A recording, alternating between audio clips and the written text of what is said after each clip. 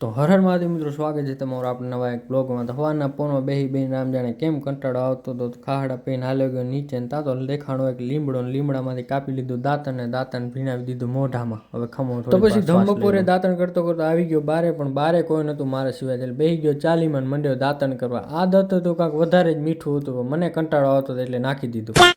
અને પછી દાંતણ કરી કરીને કંટાળ્યો હતો, હું બેહીને કંટાળ્યો, અડધો 1 કલાક સુધી બેઠો, કોઈ આવ્યું નહીં। પછી મેં કીધું હવે જાઉં ક્યાંક રખડવા, એટલે ઉहाँથી ડાઈ આણીને પાછો ગયો રખડવા હાટું, પણ કંટાળામાં યાદ આવ્યું કે મારો ફોન તો ઉहाँ જ ભૂલાઈ ગયો, એટલે પાછો ગયો ફોન લેવા હાટું। વાતાવરણ તો બહુ સારું છે, પણ મને કંટાળો આવે। તો પછી બારે તો ક્યાંય હક નતું થતું, બધે કંટાળા જ આવતા, એટલે ઘરે આવીને બેહી ગયો જમકુડી માથે ડિપ્રેશન। તો અહીંયા બેહીને કંટાળી ગયો, તો પછી આવી ગયો ઘરે, ને ઘરે આવીને વિચાર કરવા માંડ્યો। શું વિચારતો હતો તો મને ખબર નથી, ને પછી આવી ગયો વરસાદ, અને પછી લઈ આવ્યો ચા। અને આવા વાતાવરણમાં ચા પીવાની મજા જ કાંઈક અલગ છે, ને આ લગભગ કંટાળ્યું લાગે એટલે અહીંયા આવીને બેઠો। અને પછી ચા તો જોવાઈ ગઈ, પણ વરસાદ ના પીવાનો હજી એવો ને એવો ચાલુ હતો।